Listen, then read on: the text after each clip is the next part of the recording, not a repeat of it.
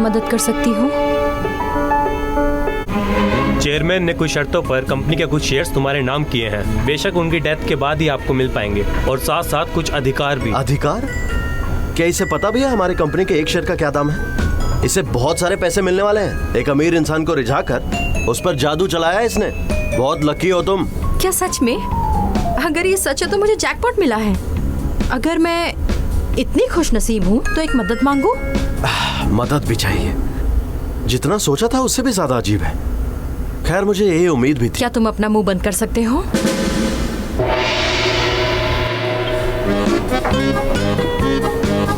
JN मुंह में चांदी का चम्मच लेकर पैदा हुआ था। उसके बचपन से लेकर वर्तमान जीवन तक सब कुछ बहुत करीने से सजाया हुआ था। वो विलासिता के बीच पला बहा और उसे कभी किसी चीज की कमी नहीं खली। उसकी तेज बुद्धि, आकर्षक व्यक्तित्व और प्रतिष्ठित ऊंची तनख्वाह वाली नौकरी ने उसे कई लोगों की नज़रों में सफलता का प्रतीक बना दिया। सीधे शब्दों में कहें तो उसका जीवन जीत के लिए पहले से ही तय लग रहा था। एक ऐसी मंजिल जिसे उसने बिना पसीना बहाए पार कर लिया। हालांकि इस विशेषाधिकार प्राप्त परवरिश ने उसके भीतर एक अलग तरह का अहंकार पैदा कर दिया। वर्तमान में जेएन एक प्रसिद्ध होटल साम्राज्य का तीसरी पीढ़ी का उत्तराधिकारी है, जो आलीशान होटलों की एक चेन की देखरेख करता है। अपने दादा के साथ एक तनावपूर्ण बैठक के दौरान अचानक एक फोन की घंटी बजी। उसका चेहरा सख्त हो गया। उसकी बर्फीली निगाहें उस शोर के स्रोत पर टिक गईं। इससे पहले कि वो कुछ बोल पाता, एक दूसरे कर्मचारी का फोन बजने लगा। बिना किसी हिचकिचाहट के जेएन ने उस फोन को पकड़ा और फर्श पर दे मारा। इस निर्णायक और दबंग कार्य ने पूरे कमरे को खामोश कर दिया। जेएन के अहंकार की तुलना में किम दाह्यून एक दयालु और सौम्य इंसान है, जो एक प्राथमिक स्कूल शिक्षक के रूप में काम करती है। उसकी सादगी भरी सुंदरता और गर्मजोशी भरा व्यक्तित्व उसे उसके छात्रों और सहकर्मियों के बीच प्रिय बनाता है। अपनी कक्षा के साथ एक ट्रिप के दौरान उसने अपने पीछे से एक अजीब आवाज़ सुनी। बिना दोबारा सोचे उसने अपने छात्रों को वहीं रुकने का निर्देश दिया और खुद जांच करने गई। उसने एक बुजुर्ग व्यक्ति को पाया जो ढलान से गिर गए थे और बेहोश थे। दाह्युन तुरंत उनके पास पहुंची, उन्हें जगाने की कोशिश की और अस्पताल ले जाने के लिए एम्बुलेंस बुलाई। जब सब कुछ ठीक लग रहा था और वो जाने ही वाली थी, तभी उसने सुना कि उस व्यक्ति का कोई अभिभावक नहीं है और अस्पताल उसे कहीं और भेज देगा। बिना किसी झिझक के उसने नर्सों को बताया कि वो उनकी अभिभावक बनेंगी ताकि उन्हें उचित देखभाल मिल सके। इसी बीच जेएन एक विदेशी बिजनेस पार्टनर से मिल रहा था। शुरुआत में उस अधिकारी ने व्यस्त कार्यक्रम का हवाला देते हुए रात के खाने का निमंत्रण ठुकरा दिया। हालांकि जेएन ने अपनी बेहतरीन बातचीत की कला से उसे जल्द ही एक निजी बैठक के लिए समय निकालने के लिए मना लिया। वापस जाते समय एक जिज्ञासु कर्मचारी ने पूछा कि उसने इतने महत्वपूर्ण व्यक्ति के साथ बैठक कैसे तय की। अपने खास आत्मविश्वास के साथ जेएन ने बताया कि उसने उस अधिकारी की पसंद पर पूरी रिसर्च की थी और उसे पता चला कि उसे मैक्सिकन खाना बहुत पसंद है। फिर उसने अपने होटल के लिए एक बेहतरीन मैक्सिकन शेफ को काम पर रखा, जो इस डील को पक्का करने में मुख्य कारण बना। उस शाम दाह्युन थका हुआ महसूस करते हुए घर लौटी और अपने पसंदीदा आइडल की फैन मीटिंग में जाने की उसकी इच्छा नहीं थी। उसकी मां का अचानक फोन आया, जिसमें उन्होंने उसे शनिवार को होटल में होने वाली एक ब्लाइंड डेट के बारे में याद दिलाया। हालांकि वो बहुत उत्साहित नहीं थी, फिर भी दाह्युन खुशी खुशी मान गई, ये सोचकर कि कम से कम वो एक शानदार होटल में मुफ्त खाने का आनंद ले सकेगी। फोन के बाद वो सोफे पर आराम करते हुए इंटरनेट चलाने लगी और अपने आइडल के बारे में प्रशंसकों की टिप्पणियां पढ़ने लगी। उसे अस्पताल में मदद किए गए उस बुजुर्ग व्यक्ति द्वारा दिया गया सेब याद आया और उसने खुशी से उसका एक टुकड़ा खाया। अगली सुबह दाह्युन जल्दी उठी और अपनी ब्लाइंड डेट के लिए सावधानीपूर्वक तैयारी की। सब कुछ तैयार था सिवाय उसके फोन के, जो सबसे महत्वपूर्ण चीज थी, जिसे वो गलती से घर पर ही भूल गई थी। बाहर कुछ कदम चलते ही उसे अपनी गलती का एहसास हुआ और वो उसे लेने वापस भागी, जिससे उसकी बस छूट गई। अपनी कंपनी में जेएन अपने कर्मचारियों के साथ बैठक कर रहा था। तनावपूर्ण चर्चा के बीच अचानक उसका फोन बजा। ये शीक कॉरपोरेशन की कानूनी टीम के वकील पार्क थे, जो एक जरूरी मामले की सूचना दे रहे थे। जेएन ने अचानक बैठक समाप्त कर दी और अपने कर्मचारियों को अपनी अनुपस्थिति में बाकी काम संभालने का निर्देश दिया। जैसे ही जेएन कॉन्फ्रेंस रूम से बाहर निकला, उसके कर्मचारी अपने सख्त बॉस के बारे में गपशप करने लगे।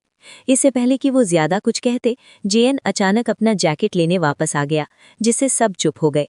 फिर वो जल्दी से गाड़ी चलाकर निकल गया। इसी बीच अपनी जल्दबाजी में दाह्युन गलती से जेएन से टकरा गई। उसने तुरंत उसे संभाला। उसकी आंखों में चिंता दिख रही थी। जब उसने पूछा कि क्या उसे मदद की जरूरत है तो उसने बस इतना जवाब दिया कि वो शौचालय ढूंढ रही है। उसने मदद की सीमा से आगे बढ़ते हुए उसे होटल के कैफे का रास्ता भी दिखाया। जैसे ही दाह्युन दूर गई, जेएन ने मन ही मन सोचा कि वो स्पष्ट रूप से यहाँ ब्लाइंड डेट के लिए आई है। दूसरी ओर दाह्युन ने सोचा कि होटल का स्टाफ कितना प्रोफेशनली ट्रेंड है। जेएन की अपने दोस्त और वकील मिस्टर पार्क के साथ एक महत्वपूर्ण बैठक थी। बातचीत शीक कॉरपोरेशन की विरासत और वसीयत की एक शर्त के इर्द गिर्द घूम रही थी, जिसके अनुसार उसे अपने दादा द्वारा चुनी गई महिला से शादी करनी थी। जेएन काफी हद तक बेपरवाह था, क्योंकि उसने अपना खुद का सफल जीवन बना लिया था और उसके पास विरासत के बिना भी आर्थिक सुरक्षा और शक्ति थी। हालांकि उसके दादाजी ने जिस महिला को चुना था वो एक रहस्य बनी हुई थी, यहाँ तक कि मिस्टर पार्क के लिए भी। जेएन को विशाल संपत्ति की बहुत चिंता नहीं थी, लेकिन उसकी प्रतिस्पर्धी स्वभाव ने उसे इस मामले को पूरी तरह से नजरअंदाज करने से रोका। उस शाम घर वापस आकर जेएन ने चुपचाप वसीयत को दोबारा पढ़ा। हालांकि पैसा उसकी मुख्य प्रेरणा नहीं थी, लेकिन किसी अजनबी के उसके परिवार में आने की संभावना ने उसे सोचने पर मजबूर कर दिया। वसीयत में स्पष्ट रूप से लिखा था कि जो कोई भी इस रहस्यमयी महिला से शादी करेगा उसे पूरी कॉरपोरेशन विरासत में मिलेगी। इसने जेएन की प्रतिस्पर्धी भावना को जगा दिया, जिससे उसके लिए इस अवसर को नजरअंदाज करना असंभव हो गया। अगले दिन जेएन और मिस्टर पार्क उस रहस्यमयी महिला को खोजने के लिए एक प्राथमिक स्कूल पहुंचे। उनके आश्चर्य का ठिकाना नहीं रहा जब उन्हें पता चला कि वसीयत में जिस महिला का नाम है वो कोई और नहीं बल्कि दाह्युन है, जो एक प्राथमिक स्कूल शिक्षिका है। उसे तुरंत इन दोनों अजनबियों से मिलने के लिए बुलाया गया। मिस्टर पार्क ने विनम्रतापूर्वक शीक कॉरपोरेशन और चेयरमैन क्यूल छुल का परिचय दिया, लेकिन इससे पहले कि वो विस्तार से बताते, जेएन ने बीच में टोकते हुए दाह्युन पर अपने दादा को लुभाने की चालें चलने का आरोप लगाया। दाह्युन पीछे हटने वालों में से नहीं थी। उसने तीखा जवाब दिया और व्यंग करते हुए कहा कि जेएन में शिक्षा की कमी है और उसे अधिक जानकार मिस्टर पार्क को बात करने देना चाहिए। इसी बीच अपने महल जैसे घर में जेएन के दादाजी दोपहर की चाय का आनंद ले रहे थे। उन्होंने अपने अधीनस्थ को बताया कि उन्हें उम्मीद है कि उनका पोता सही महिला से मिलने के बाद बदल जाएगा। बैठक में वापस आकर मिस्टर पार्क ने धीरे से समझाया कि दाह्युन का नाम कॉरपोरेशन की वसीयत में है। शुरुआत में उसने इसे एक गलती मानकर खारिज कर दिया, लेकिन बारीकी से जांच करने पर उसे एहसास हुआ कि उसके सभी व्यक्तिगत विवरण दस्तावेज की जानकारी से मेल खाते हैं। दाह्युन पूरी तरह से हैरान थी, जबकि जेएन को यकीन था कि वो लालची है। गुस्से में आकर उसने पुलिस बुलाने की धमकी दी, लेकिन जेएन ने तुरंत बीच बचाव किया, जबकि मिस्टर पार्क ने ये साबित करने की कोशिश की कि वे ठग नहीं हैं। काफी बहस के बाद तीनों बैठ गए और मिस्टर पार्क ने ध्यानपूर्वक समझाया कि पूरी संपत्ति विरासत में पाने के लिए दाह्युन को चेयरमैन द्वारा चुने गए व्यक्ति से शादी करनी होगी, और वो व्यक्ति कोई और नहीं बल्कि जेएन है। दोनों लगातार बहस करने लगे जब तक कि जेएन ने अपना धैर्य खोते हुए उस तनावपूर्ण बैठक को अचानक समाप्त नहीं कर दिया। बाद में जेएन की मुलाकात ताहा से हुई, जिसे वो बहुत नापसंद करता था। उनके बीच तुरंत तीखी बहस हुई और जेएन खराब मूड में वहां से चला गया। अपने ऑफिस लौटकर जेएन ने दाह्युन के बारे में रिसर्च शुरू की और पाया कि वो एक पॉपुलर आइडल की फैन क्लब की अध्यक्ष थी। क्या मुसीबत है? ये क्या? Fan club president? वो भी इस उम्र में? एक अमीर इंसान को रिझाकर उस पर जादू चलाया इसने। बहुत लकी हो तुम। क्या सच में? अगर ये सच है तो मुझे जैकपॉट मिला है।